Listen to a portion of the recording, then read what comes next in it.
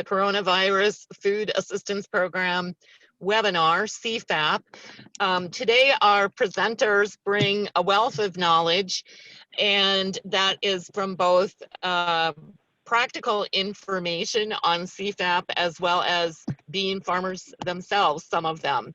So I'll introduce our speakers and introduce our sponsors. This is sponsored by Farmers Legal Action Group, Minnesota Institute for Sustainable Agriculture, Minnesota Farmers Market Association, the University of Minnesota Extension, North Central SARE, and Sustainable Farming Association. And I am the Executive Director of Sustainable Farming Association. Pleased to introduce our presenters. We today have Megan Roberts, who is an extension educator, and she and her husband also farm south of Mankato. With Farmers Legal Action Group, we have Stephen Carpenter, and Stephen is a very seasoned attorney and program director at FLAG. And we also have, filling in a little bit, we will have Lindsay Keene, also with FLAG. And then Jeremy Geske joins us. He is the secretary of the Minnesota Lamb and Wool Producers and also a raiser of sheep himself. I think our process is the presentations will be made. We will look at the questions that were previously submitted and make sure that they are addressed. And you can also ask questions in the chat, and hopefully we'll be able to take verbal questions towards the end as well. And we want to wrap up no later than 1:15. So with that, let's go ahead. And I believe, Megan, you're going to be leading, huh? That is correct. Thanks, Teresa, for that introduction. So we're going to start out with just a basic overview of the Coronavirus Food Assistance Program, or CFAP for short. It is a $16.5 billion program that is administered by the United States Department of Ag's Farm Service Agency. So this funding comes from two different places. One from the CARES Act, which has provided a wealth of coronavirus assistance to various industries, including agriculture. And then the other half of it, approximately half of it, comes from the Commodity Credit Corps Chartered Act. So we've got two different sources of funds that are coming together to try to put together some assistance for farmers that have been affected by COVID. Sign up goes through September 11th. That is a 2-week edition, so we already were supposed to be past the final deadline date, but the USDA has given an additional 2 weeks. You're going to want to, if you do choose to sign up, probably not wait until September 11th. So this is something that you're going to want to start working on sooner rather than waiting to that last date. Farmers.gov/CFAP is really the go-to online information source. So we're going to cover some of the overall details of CFAP, but everything we're talking about, for the most part, you can find at farmers.gov/CFAP.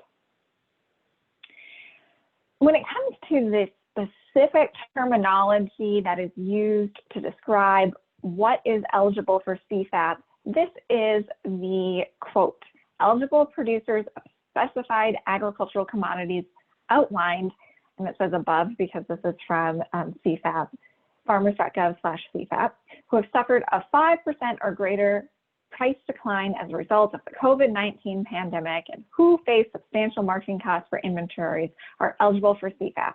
But what does that really mean? That's what we hope to address in this webinar. Well, that terminology, that 5% decrease and substantial marketing, that has always remained the same. There have been changes to CFAP since it was first announced back in May of this year. Over time, more products have been made eligible. For example, on July 9th, 40 additional commodities were announced, and then on August 11th, an additional 60 commodities were announced. So if you looked at this back in May and you saw that you weren't eligible, it might be worth your time to just do a bit of a double check. And if you're on this webinar, that's probably what you're doing, to make sure that you really are eligible or not eligible, because we have seen these changes over time with a few additional commodities being made eligible. Payments also now are made in one disbursement instead of two. So back in May, there was a slightly confusing announcement that you would be given 80%, and then if money remained, you would get 20%. That is no longer the case. So as we've moved through CFAP, and it is looking like there will be sufficient funds to go around for all eligible producers, they have decided to do one disbursement instead of two. And then we have seen more self-serve information available online. In fact, they made it so that sole proprietors can actually do their entire application online if they are someone that has a USDA online e-authentication. And we'll talk a little bit more about what that means. So now I want to just hand it off a little bit here to Stephen, as we are going to talk a little bit more about eligibility for producers.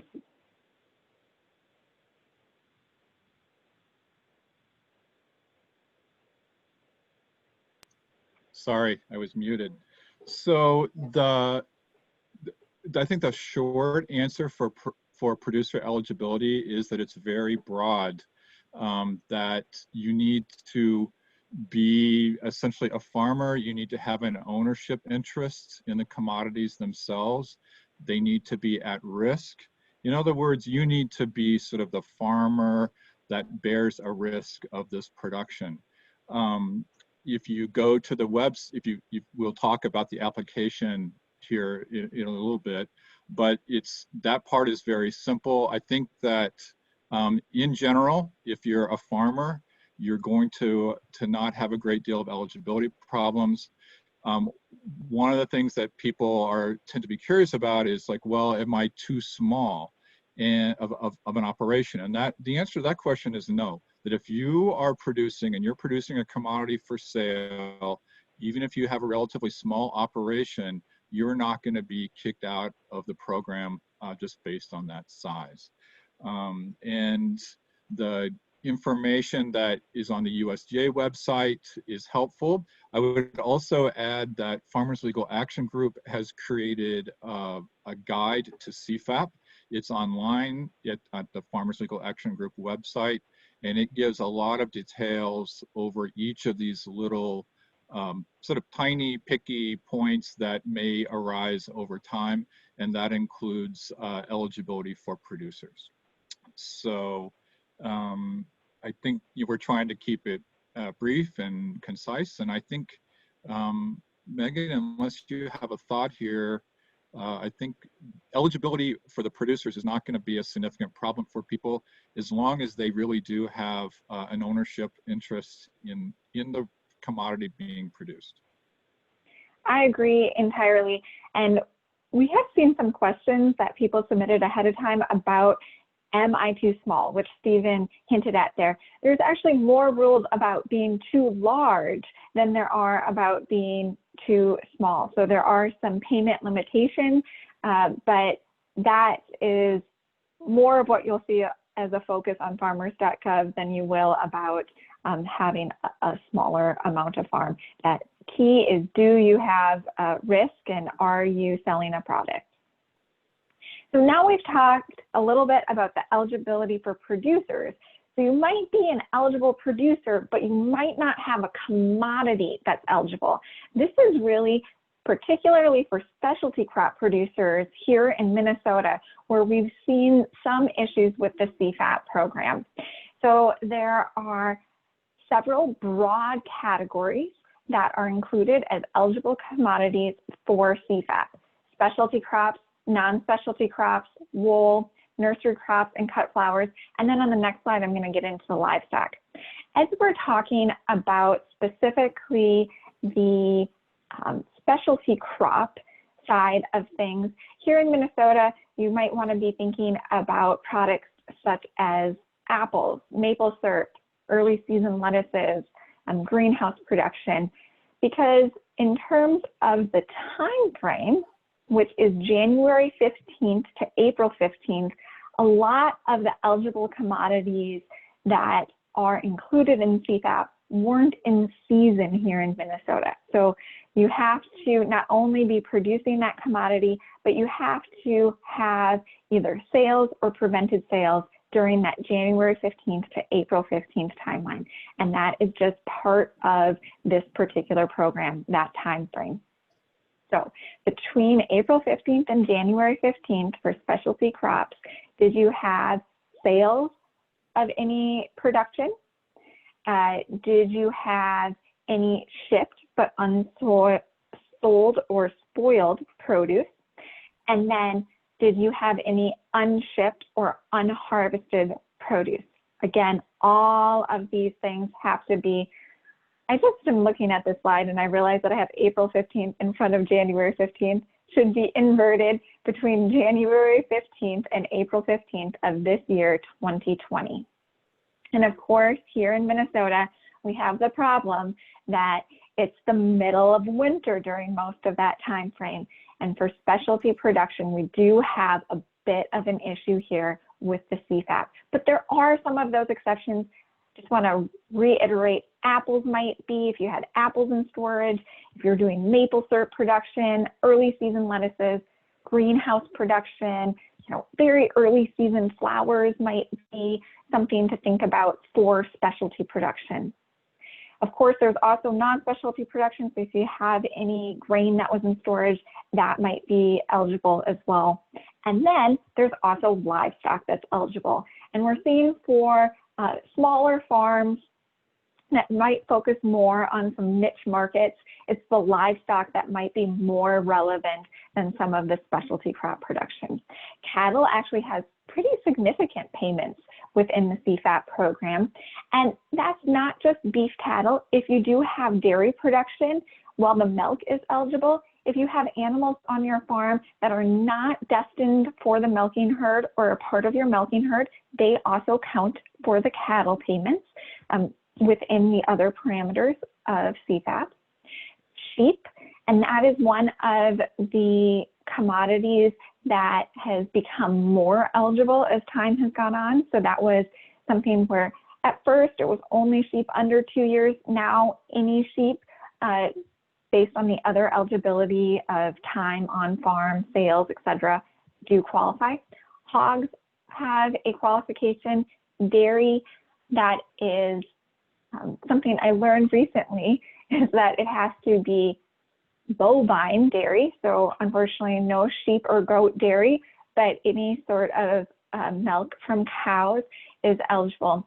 And one thing that, as we were talking about this webinar and thinking about what questions folks might have, we realized that something that's very different from the specialty crop fruit and vegetables to perhaps specialty livestock production is that when it comes to eligibility for your fruit and vegetables, we're really talking about stored items here in Minnesota and then sales of products. But when it comes to livestock, we're talking about live animals. So stored meat, for example, would not be something that is eligible, even if you lost a farm to school type of contract or a farm to daycare type contract. That isn't eligible. We're looking for live animal sales or inventory. So just to reiterate, it's on the hoof animals, and we have that total owned unpriced inventory sold, so a sale that occurred between January 15th and April 15th.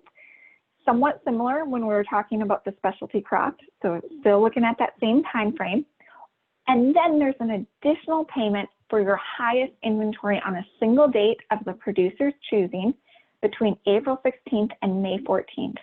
And that really corresponds to some of the issues that were happening with slaughter capacity being down. So that's where that comes into play, particularly with our beef and hog producers, but there is multiple eligibility across that. When it comes to dairy, we've got a little bit different. Our our thought is that we have less dairy producers on this webinar, but if you have specific questions about the dairy, please do put those into the chat box. So again, I'm going to hand it off to Stephen here as we talk about what is the process of setting up a farm. So if you figured out if you're an eligible producer and you've maybe started figuring out if you have an eligible commodity, how would you go about setting up your farm with FSA? Thanks, Megan. I might just add one thought on the livestock eligibility too. There was a recent change where eggs are now eligible and they were not before. And also there was an odd restriction on sheep where originally, it was only younger sheep under two years, and now it's everything.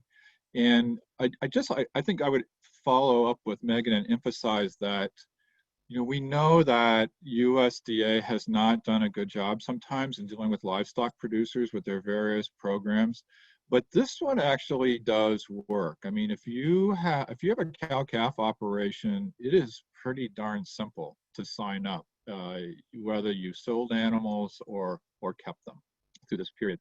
So one of the questions Can I just quickly, please do. We're going back and forth a little bit here on, yeah. Because we both have a few different perspectives to add. Just one quick note on the eggs is it's liquid and frozen eggs. So if you're doing, for example, farmer's market egg, or you have a CSA where you're putting out eggs on a regular basis, that is likely not going to qualify. So there are still some things where people are out of the loop here, but I totally agree with Stephen. There is more eligibility for livestock producers than is typical of most FSA programs. So the question that some people have too is, well, I don't really deal with USDA. Can I really do this? Is this possible for me? And it's a good question. I mean, there are a lot of many farms in Minnesota where they have a routine, everyday relationship practically with FSA. So they've done the farm number, they've done conservation compliance. A lot of things are very familiar to them. And so, but there are a number of people, especially direct marketers, specialty crop people, who really have not had much of an interaction with the USDA. And so for those people, there are going to be a few more steps involved. I will say that USDA has a hotline you can call in. My general sense is that they're fairly helpful to people who are just starting out. I mean, they like the idea that you would be coming in for the first time, or let's hope they like the idea that you would be coming in for the first time and becoming engaged in those programs. And as long as you are just a basic farm, you're going to have to do some forms, but it's not going to be extremely difficult. So you don't have to be a corporate entity. You can just be out there farming. But you're going to have to do the paperwork, and some of it is going to seem very odd. I mean, there's a form where you have to certify that you don't have an adjusted gross income of over $750,000. Well, that would be, of course, almost everybody. And so that will seem weird, and you're going to have to say that you're not in violation of conservation compliance laws that are important for USDA programs. But in general, if you have a farm and you have a tax identification number, and that can be just your own personal number or the entity if you have one. If you just have the basic information, it's a matter of filling out the forms. And so I know there's some people out there that just don't want to deal with the FSA. That's fine. But if you are willing to do this, it's not overly burdensome. It's not as much of a headache as you might suspect. Megan.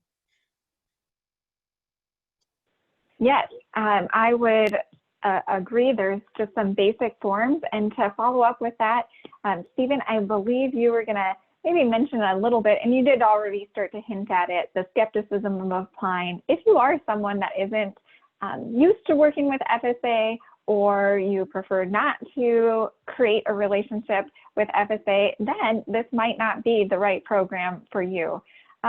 but it is a governmental program that is there for farmers to use if they are eligible for it. And we have ongoing impacts of COVID. Certainly the impact didn't end on April 15th. So if you are wondering, have I been impacted by COVID? The answer is probably yes. And this is, for better or for worse, kind of the program that we really have in agriculture as the signature program to help have some relief from these lower prices. Steven, do you have more that you'd like to share on this particular topic? I would just say it's the farm world is interesting, and people have such a variety of views. There are people out there that are going to feel like, well, it didn't really hurt me that much. But the reality is, if you have livestock or you have any of these commodities that are eligible, it's already been certified that your price that you received went down because of COVID. And so you are hurt by it. And now whether you want to participate in the programs, that's up to you. But that's one thing that we sometimes hear is like, well, other people are suffering more than I am. Well, yeah, maybe, but you are hurt, and it's your right to apply if that's what you wish to do. I would also add that if you do this USDA program, you're not committed to doing anything else. You know, it's not like they're suddenly going to besiege you with all sorts of additional requirements. And I think there's real money here. This is not just nickels and dimes. There's certain specialty crops where the prices seem very low. It's easy to look it up and see kind of how much you would get. Megan's going to talk a little bit about sort of the online tools you can use to figure out what you're eligible for. To me, it's worth the time to just figure it out and then make an informed decision. We don't care whether it doesn't hurt our feelings if you don't apply. We're not USDA, but we just want you to make an informed decision. Next. Absolutely. So talking about that informed decision, let's say we've moved on to the point now where we've decided we're going to apply. We've set up our farm if we didn't already have a farm set up. There are really 3 different options that you can use in order to apply. Depending on what type of farm you are, if you are a sole proprietor, you can use the online version. You can really complete just about everything online. You can do semi-online if you're someone that wants to go to the website, do a little research, get your forms ready, and then you're going to utilize a re-upload in order to complete the process. Maybe have a quick phone call with your local FSA, or you can do a more traditional semi-office visit. FSA, like so many of us, are impacted by coronavirus, social distancing protocols. So you're likely going to be doing something that's online with a drop off at your local FSA office, but you can find information about where your FSA is. If you're not familiar with them, don't know their number, you can find that online.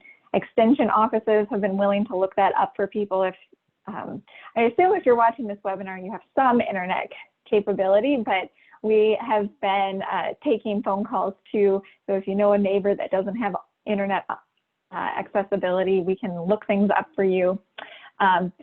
And then after you get to the point of deciding how you're going to apply, if you do choose not to do one of the online options and you are working with your FSA office, it might still be helpful to take a look online first, because you could fill out the form, have everything prepared, and then your FSA office, if they choose to re-enter the information, you at least have it all gathered up to make it a more seamless, quick process.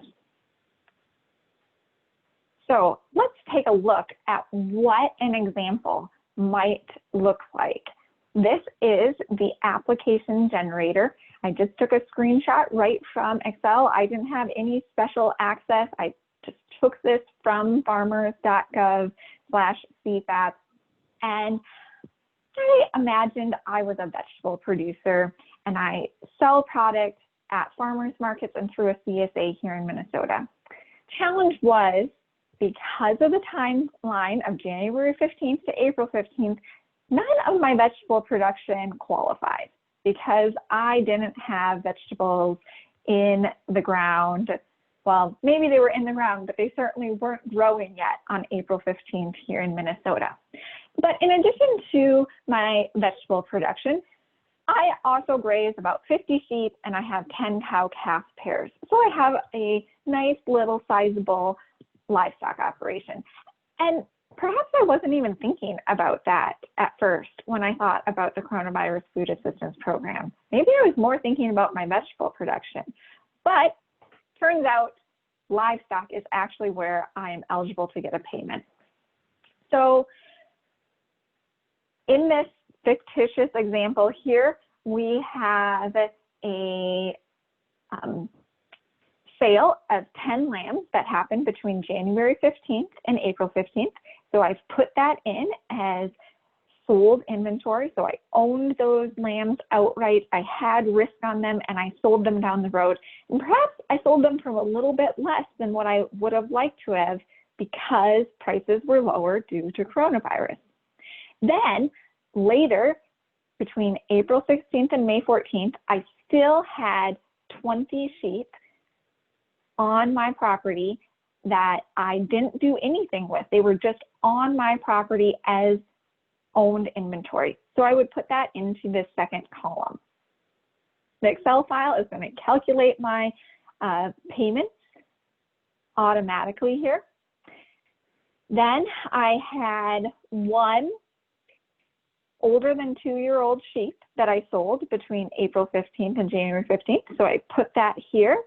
And I also like to keep my sheep, you know, around longer. I want to keep my ewes past the age of 2 years. So I had 20 sheep that originally didn't qualify, but because of changes, now do qualify for a small payment. So I put those numbers in.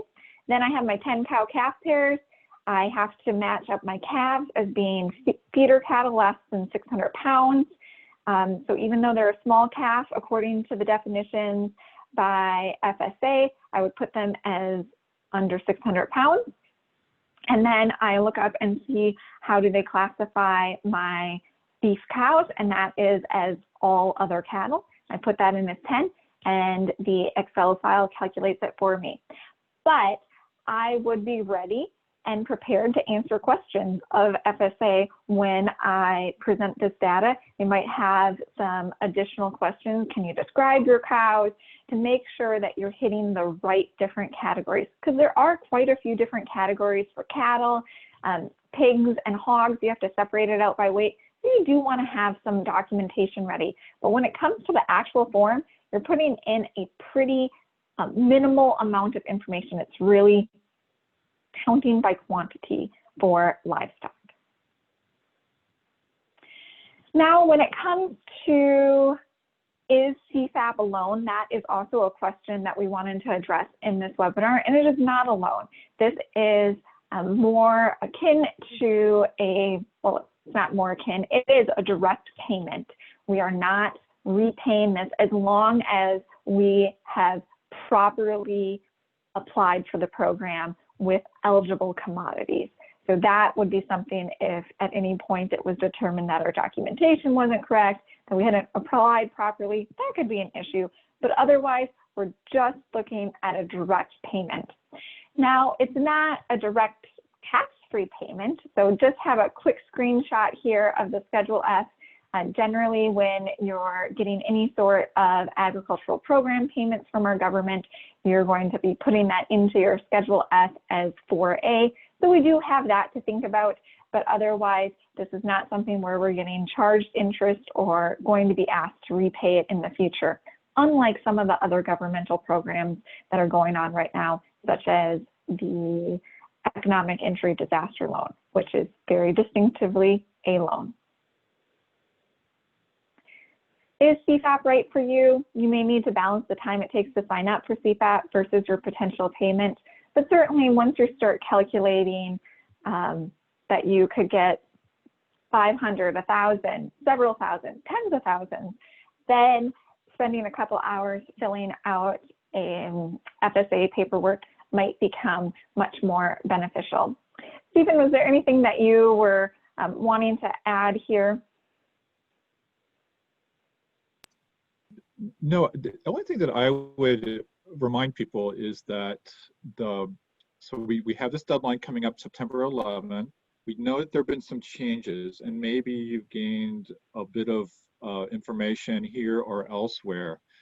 I would just add that even if you've already submitted an application once, if you find out that you're eligible for something that's newly eligible, or if you just realize, oh, hey, just like Megan's example showed, I did a few specialty crops, I didn't realize I could do my cow-calf, it's okay to submit again. I mean, in fact, USDA rules say straight out, you may have already submitted one application, go ahead and submit, provide even more information and add to that application. You won't phase them at all. They are going to kind of expect that. And the last thing I would say actually about the deadline too, it just reminded me, Megan, when you pointed out that people could be doing it in person or by mail. If you have a postmark for September 11th and you do it by mail, that according to their rules, that should be good. But even though it's been extended once, even though they've made changes, you really got to catch that September 11th deadline, or you're going to be likely out of luck. Excellent points. One thing is, I was talking to some of my colleagues that happen to both farm but also work with farmers. Some of the questions that they asked and advised me to maybe remind people of on this webinar is, you know, maybe you're a dairy producer and your creamery has created something where you can put all of your milk information in, apply for CFAP, but have you thought about corn? Have you thought about your beans? Maybe you're a beef producer and you know that the beef payments are very large, but you do have some apple sales. You have a small orchard and there was some in storage. So think about, am I actually, if I'm taking the time to do this, am I applying for everything that I'm actually eligible for?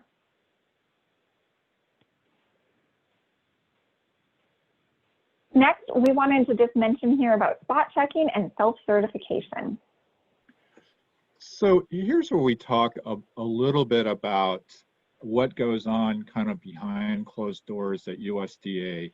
And I'm sorry to say you're going to get a bit of a lawyer's view. And the lawyer's job is to wonder, well, what happens if things go wrong?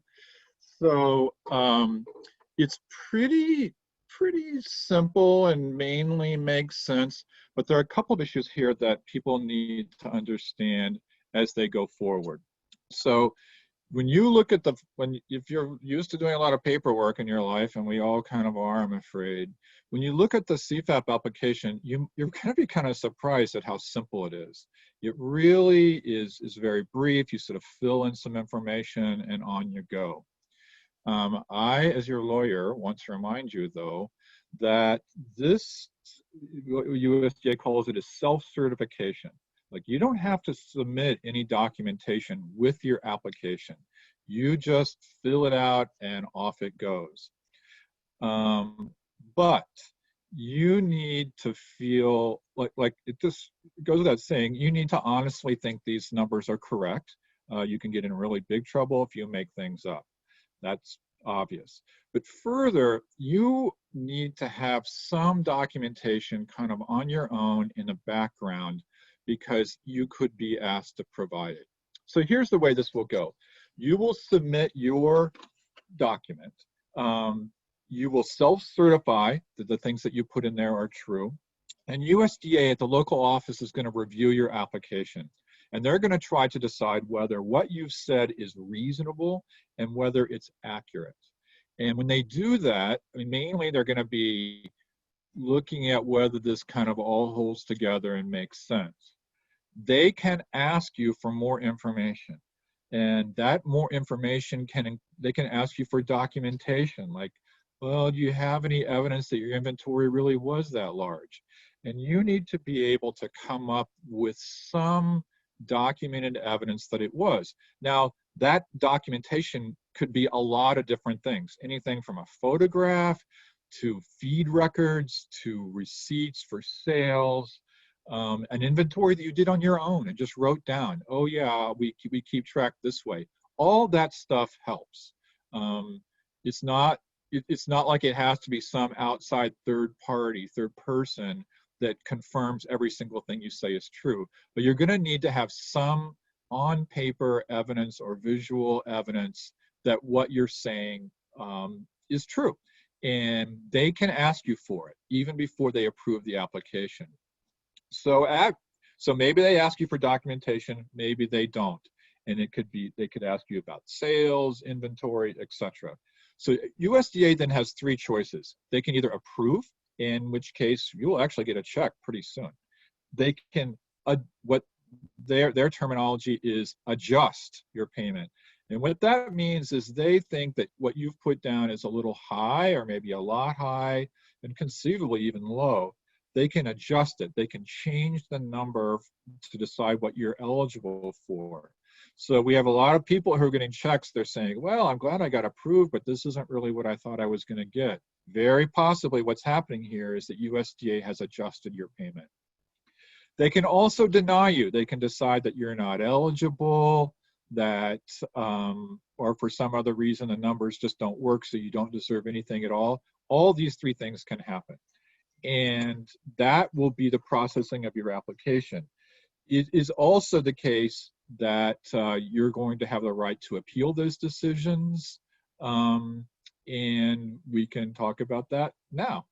So what has not yet happened, but will happen eventually, is if you apply, you're going to get a letter. And you'll get your check soon, but a lot of people have been paid. But what people haven't been getting, so far as I know, is a letter that sort of explained how they got to that number, how they decided what you're eligible for. And that letter that you're going to get one of these days if you apply is going to say you were denied, you were approved, you had an adjustment. And then this letter is going to tell you that you have the right to appeal that decision. And so what that means is you get a chance to say to USDA, no, you're wrong. I actually do deserve this higher level of money. And so if you're familiar with USDA, you'll know what an appeal is. If you're not, it will be a new thing. And there's a whole process of USDA appeals. You can criticize them, but they actually do reverse decisions. It can work. I encourage people who feel like they were improperly denied or improperly had their benefit reduced to investigate an appeal. I would also suggest, if you get in that situation, go ahead and contact, if you're from Minnesota, which I think most of us here are, contact the Minnesota Farm Advocates. They're going to be very helpful. They have a lot of experience in dealing with appeals. And so when you do an appeal, or when they ask you for more information, again, it doesn't have to be perfect. It doesn't have to be some sort of like corporate documentation, but you are going to have to be able to show that that the things that you said have some evidence behind them. So that's the appeals process. The one thing I also wanted to add is that in this country, we have often assumed that almost all farmers are white men. In reality, we know that's never been true, and it's especially not true now. And there are a lot of great things about USDA, but one of the things they've had a great deal of problems with in the past is discrimination. I mean, it's just a reality. And so if you are somebody that feels like you have been discriminated against based on your race, your gender, your ethnicity, you have a right to file a discrimination complaint with USDA. They have information on any letter they send to you that tells you how to contact people about this. If you feel like you're discriminated against and want to file a complaint, I encourage you to send me an email or an email to FLAG or call FLAG, Farmers Legal Action Group. We are really committed to try to make sure that the discrimination doesn't happen. I mean, the discrimination is wrong, but it's also illegal. So let's not tolerate it. I don't really want to dwell on it, but I just want everybody to know that you do not have to just let it go. There are rules against it. Megan. Yes, thank you so much for that really important information. So lastly, before we hand it off to Jeremy Geske, we wanted to mention CFAP 2.0 because that has been getting a little bit of interest in the media. And there is very importantly a question mark behind CFAP 2.0 because while it could happen, and we do actually have our Secretary of Agriculture on record saying that it very well might happen, we don't know everything about it. We do need to rely a bit on not a bit, we need to rely on the actual facts. And the actual facts right now are that we have a CFAP 1.0 and the deadline is September 11th. So at this point, it's really important to figure out if you are eligible for this round of CFAP. We might have another round coming, maybe. Anything else to add on that, Stephen? I think, well, let's emphasize yet again, might. But it's enough of a possibility that it's worth paying attention to. And the second round could come from two ways. One, USDA has money that they could use to do this whole thing again. And also Congress, should they ever return to Washington and do something again, they could authorize and create something similar to CFAP or CFAP, same again, 2.0, and change some of the rules. Both of those things could happen. And so just because you applied this time and then you later hear, oh, there's a new deadline, there's a new program, don't assume that it's something that you already did. It's just in a talking stage, but one of the things they're talking about is what happens about losses that are after April 15th or after the first quarter of the year. And when people are talking about a CFAP 2.0, the thing they most often talk about are the losses that occurred after those first 3 or so months of the year. So especially up in Minnesota, you know, we have a lot of our harm that came after mid-April, and a second round would actually be quite a good thing in general for Minnesota producers. So heads up is all I would say, but don't count on it because it's a maybe. Exactly. And with that, we wanted to make sure you heard from a Minnesota farmer that had the experience of setting up a new farm, someone that maybe was not as familiar with working with FSA on a regular basis. So I'm going to hand it off now to Jeremy Geske. All right, thanks, Megan. Just briefly, my name is Jeremy Geske. I'm a sheep producer from New Prague, Minnesota.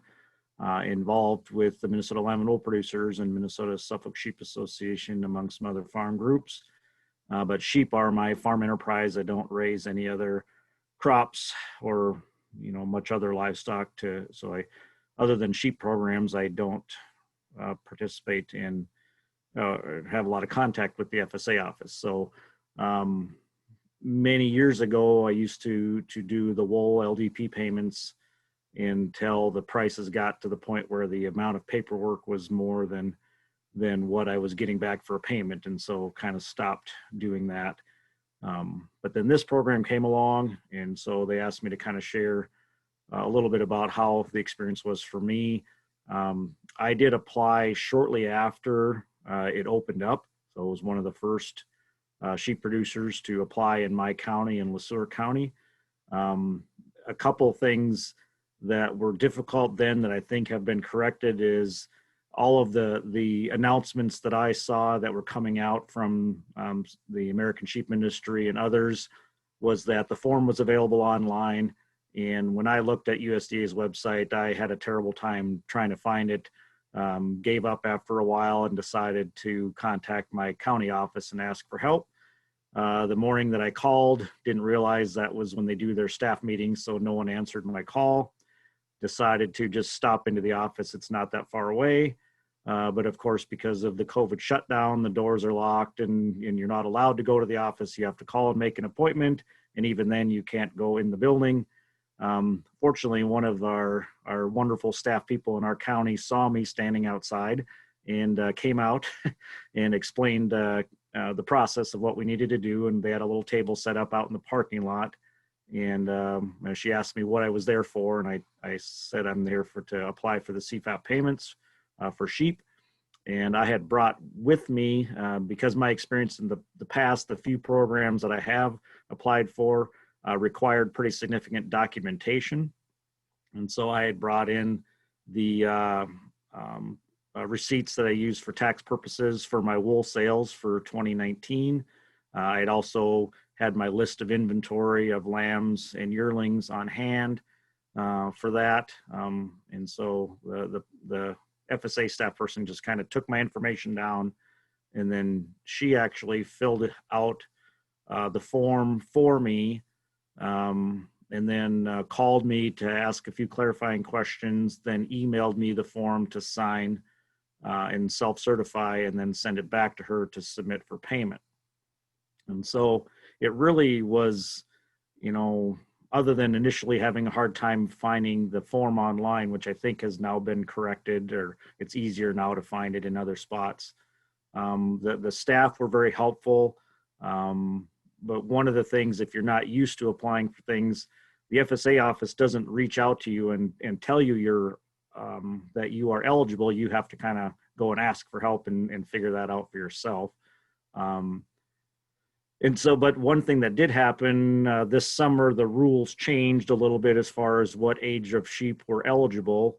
And since I had already applied, my FSA office did reach out to me and ask if I wanted to adjust my application based on that change. And so, again, that was all done through email back and forth to add my older sheep to that inventory. And in fact, when that happened, I'd already received a partial payment from my first application. And then the rest of the money came shortly after that. So it was relatively painless and easy. And like I said, I was a little bit surprised that I didn't really need any documentation, but I do have it because, like it was already talked about earlier, I assume at some point there could be spot checks, or if somebody didn't understand a number or thought a number looked odd, I wanted to have, just for my own peace of mind, that I had documentation to verify that the numbers that I submitted. And just wanted to touch on a couple other things that were kind of mentioned either in earlier part of the presentation, or I see some of the questions that were answered or asked online. Somebody asked if wool qualified, and yes, it's based on the total amount pounds of wool sold in 2019. And so I had that documentation.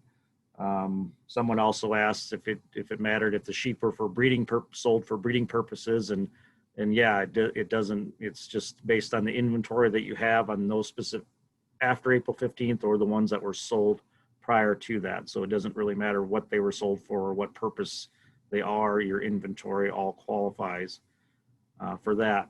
And as far as the comments, one of the things, as someone who is pretty involved in various leadership roles in the sheep industry, as I've talked with other sheep producers, I'm still kind of surprised how many of them aren't really aware that they are or could be eligible to receive a payment, or that they just figure, well, I've got a small flock, it's really not worth it. And just to kind of test, Megan gave an example with some numbers, and my flock is not a lot bigger than what the numbers Megan put in there. And so for a flock of about 40 ewes plus some lambs and things like that, my initial round of payments is going to end up being around $900.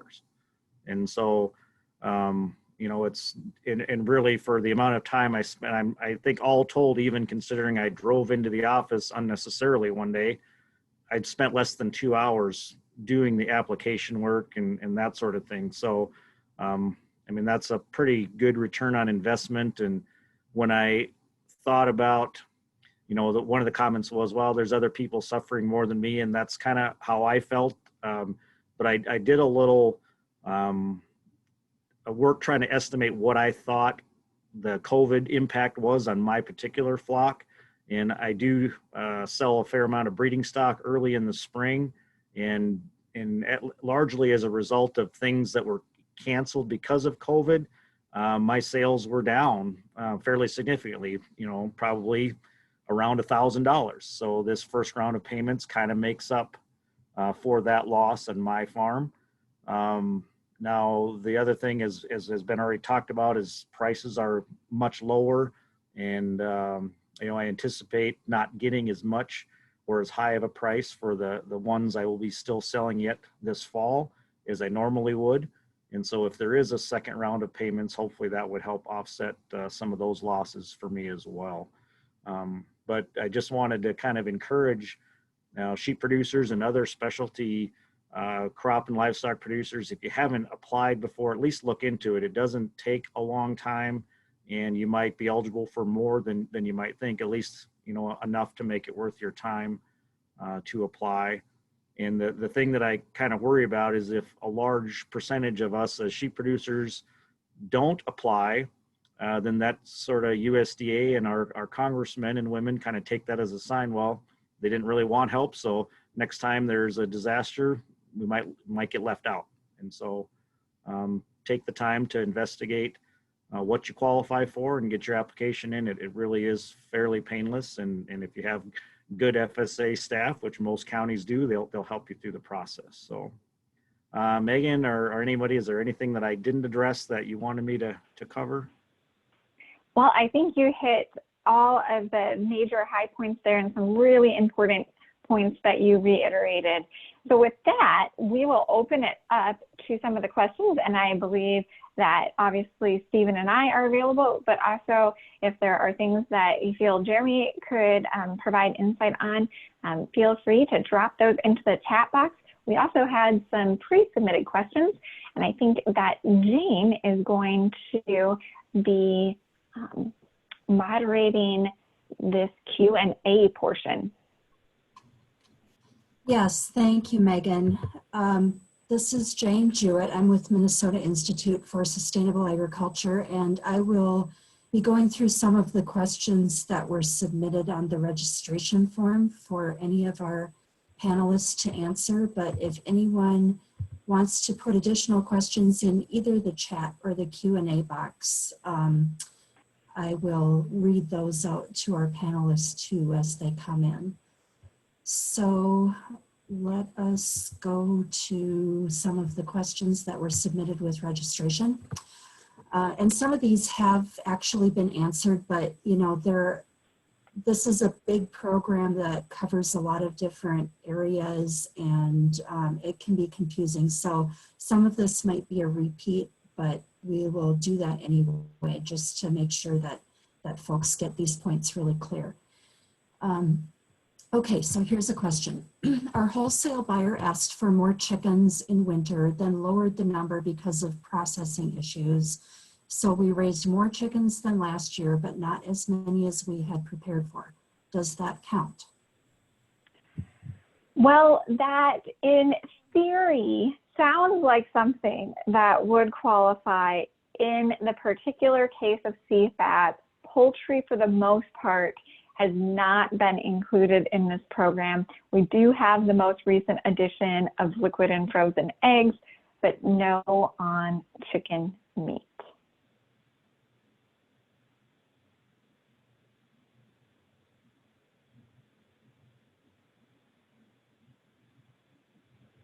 Jane, you are still muted. Oh, thank you. Okay, here is another question that goes back to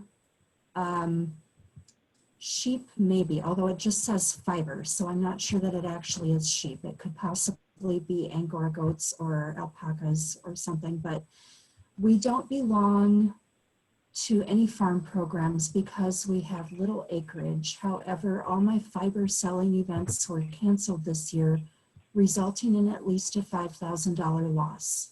Can I get any compensation?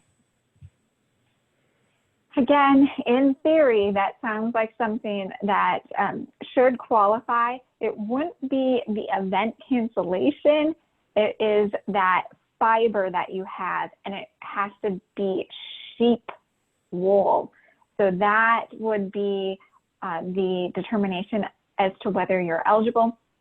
Jeremy made such a good point, and it was something that we sort of glossed over as we were trying to go through all of the commodities. Sheep is a little bit different. You're looking at stored inventory and 2019 production, and they have a little formula that you go through. But sheep wool, yes. Other fibers, no. Event cancellation, no.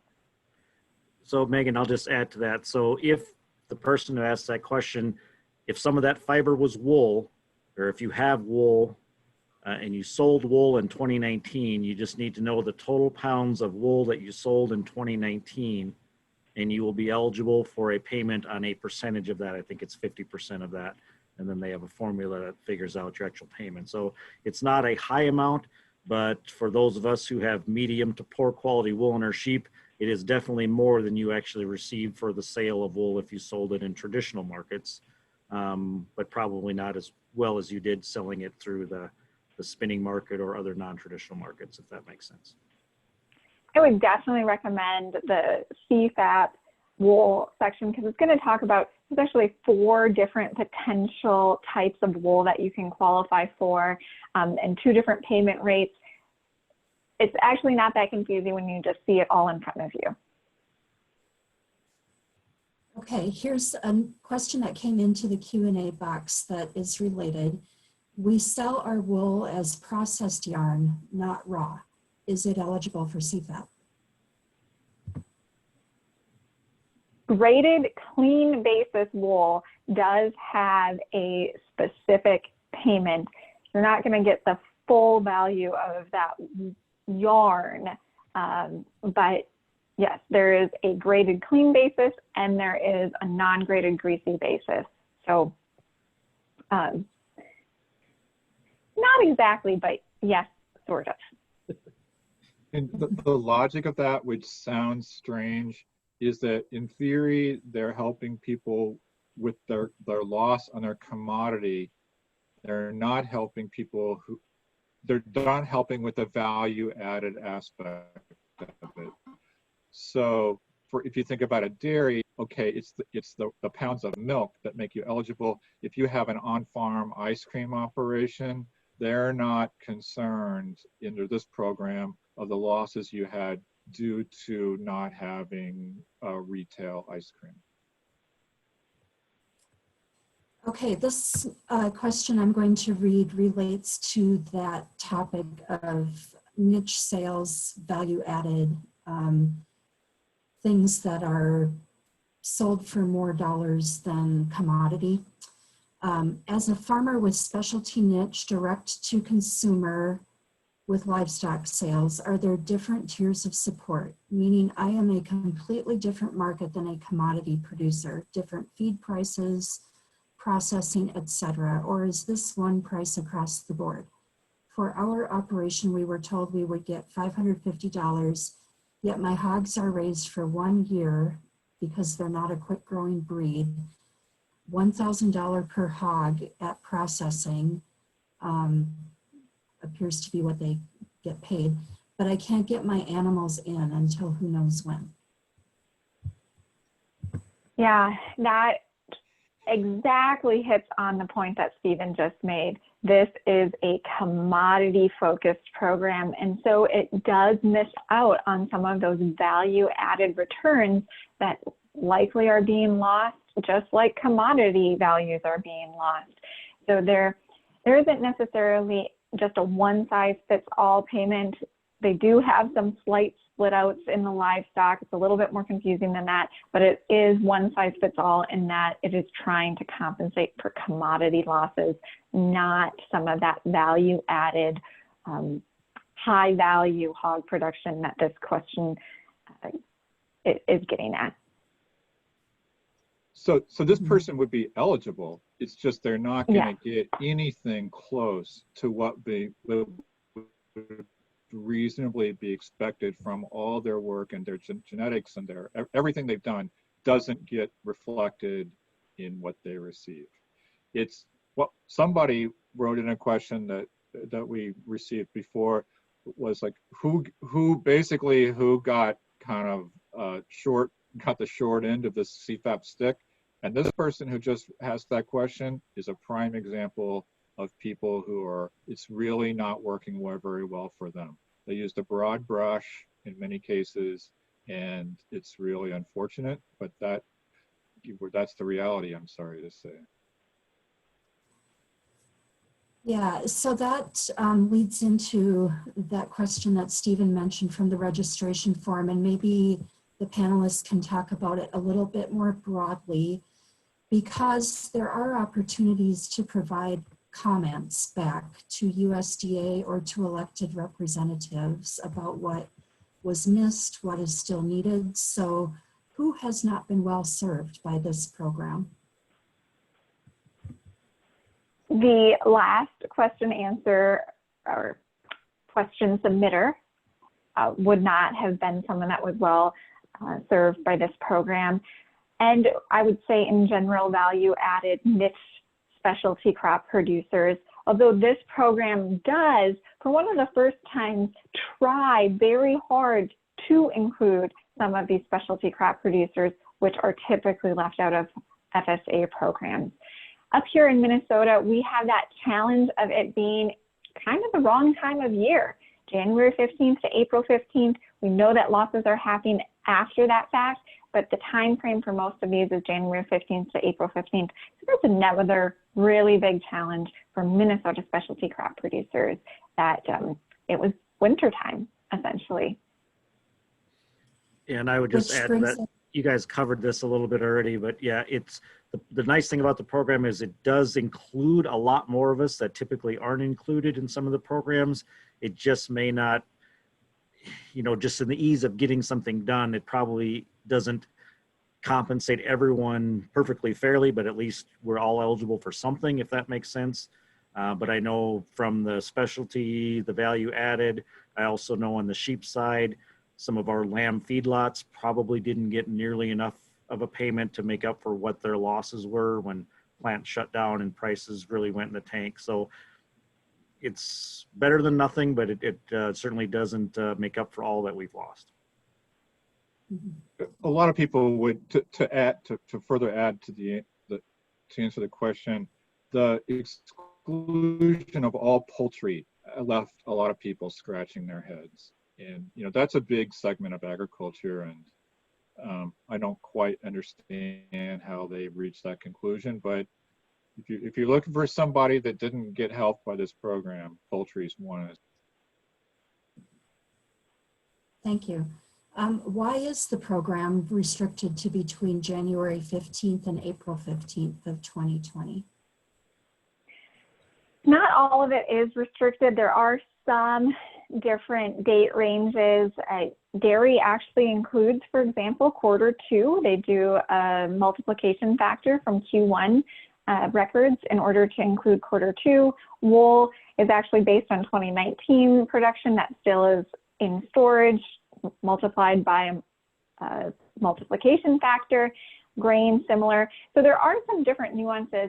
I think in general, January 15th to April 15th, if you look at when this came out in May, it was numbers that we had records for at the time. They were trying to follow the rules put forth by Congress to get this program out there with the information that we had at the time.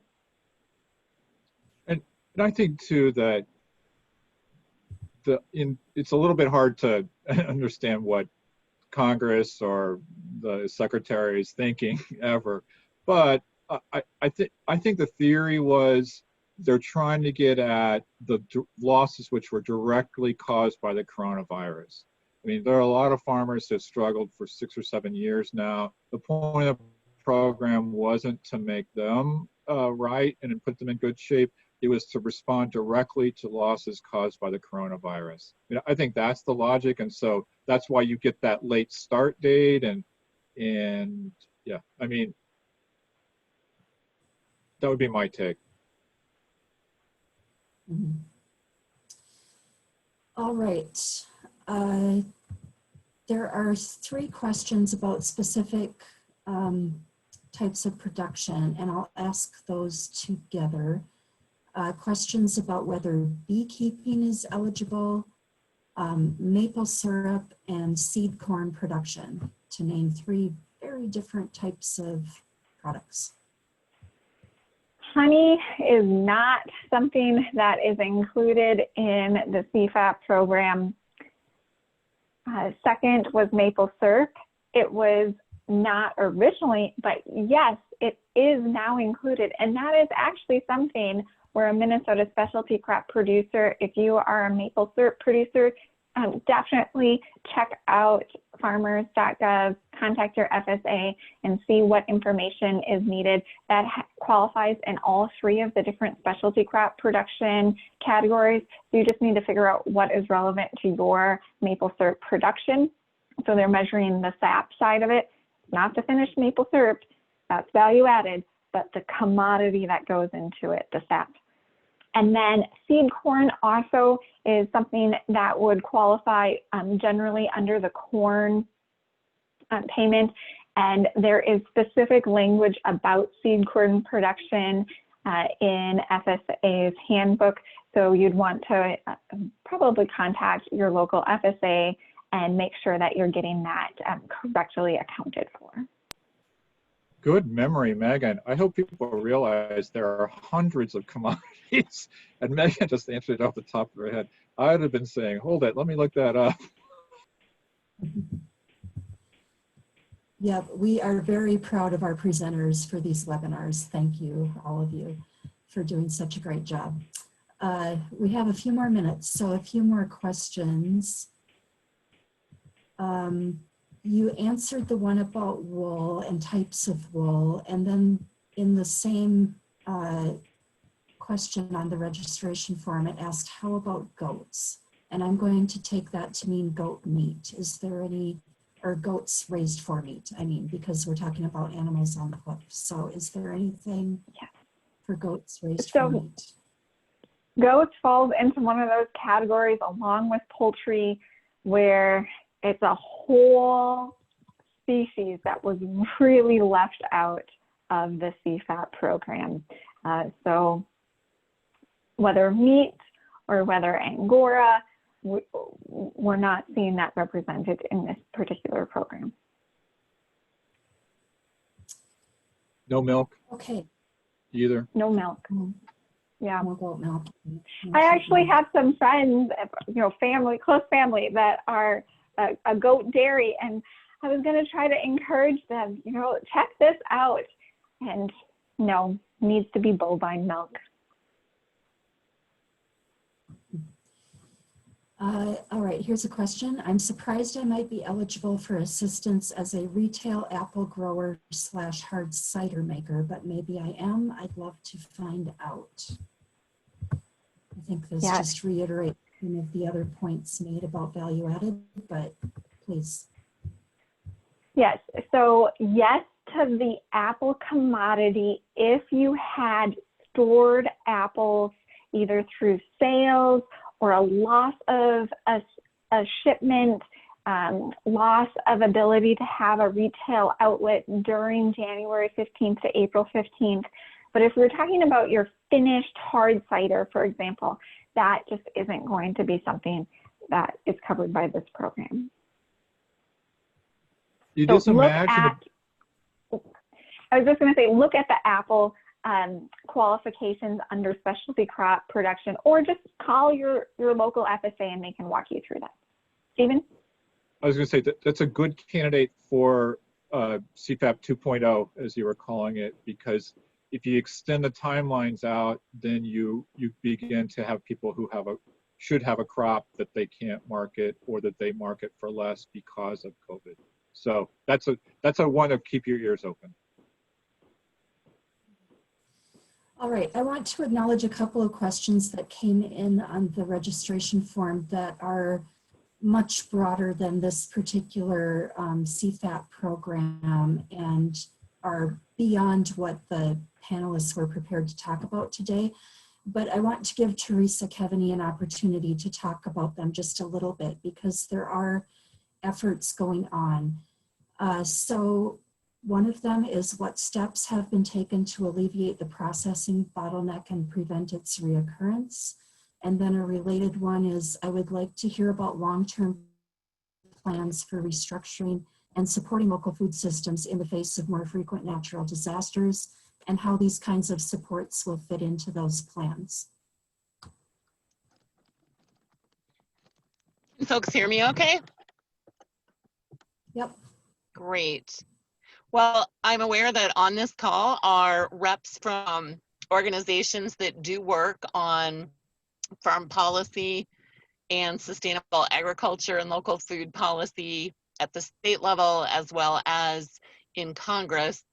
And within the, I want to say, umbrella of the local food producer resiliency work group, we have the ability to take recommendations for reforms for a CFAP 2.0 and advance them through our respective organizations.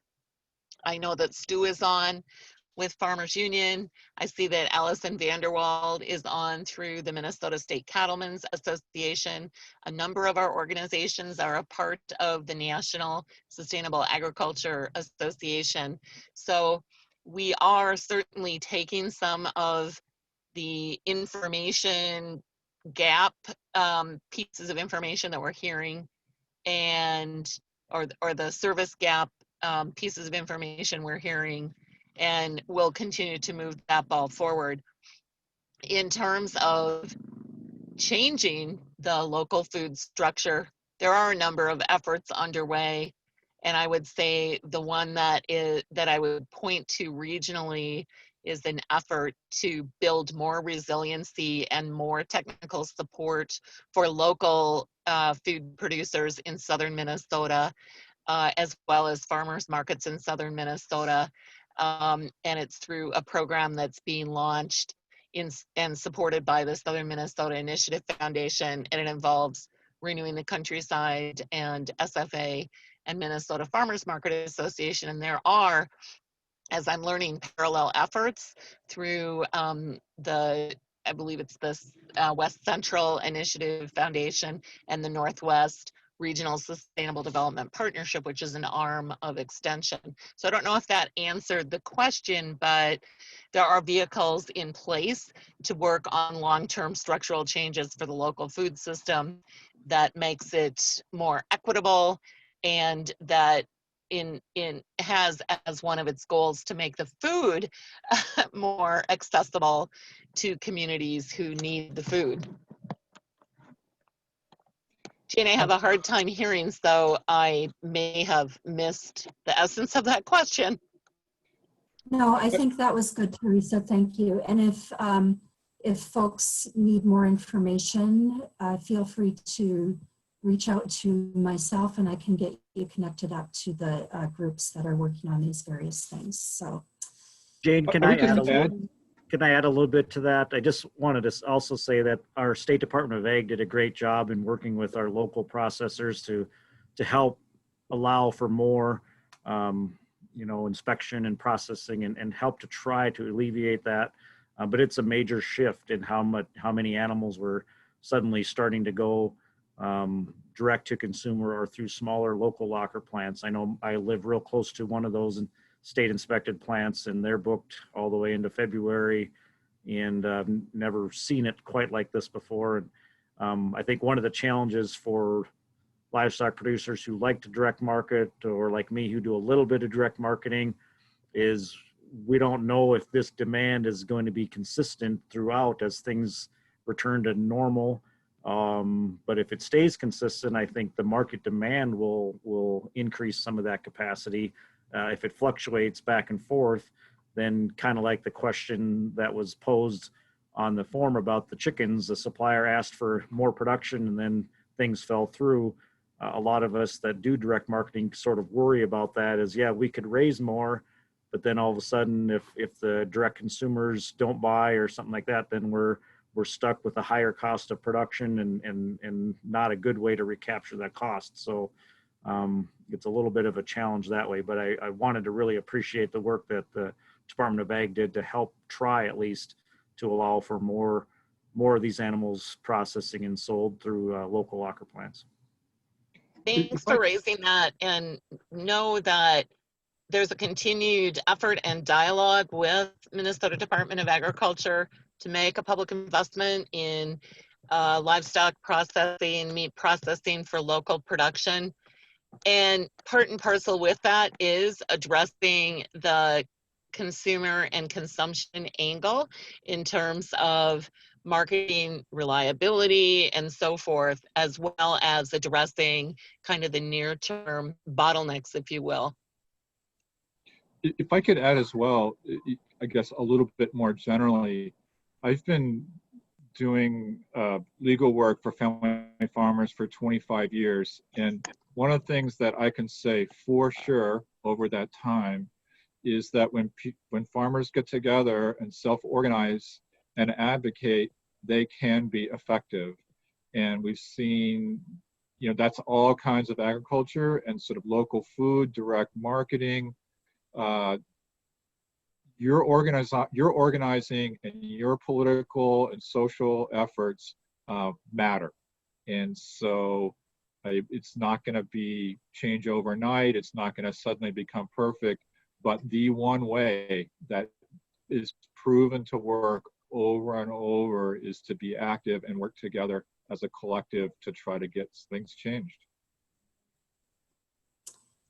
Thank you. I'm going to wrap this up now because we could, you know, I'm a livestock producer too and have processing issues. I could talk about this all day long, and I expect several of us on this call could, but we can't talk all day. So thank you all for coming, and yeah, reach out if you want to get connected to some of the efforts going on. And thank you very much to our panelists for an excellent webinar, which is being recorded and will be posted on the MISA website, and I'll send out a link to everybody who registered. Thank you. Thanks, Jane. Thanks, presenters. Thank you. Thanks. Hang in there, everybody. Thank you. Thank you.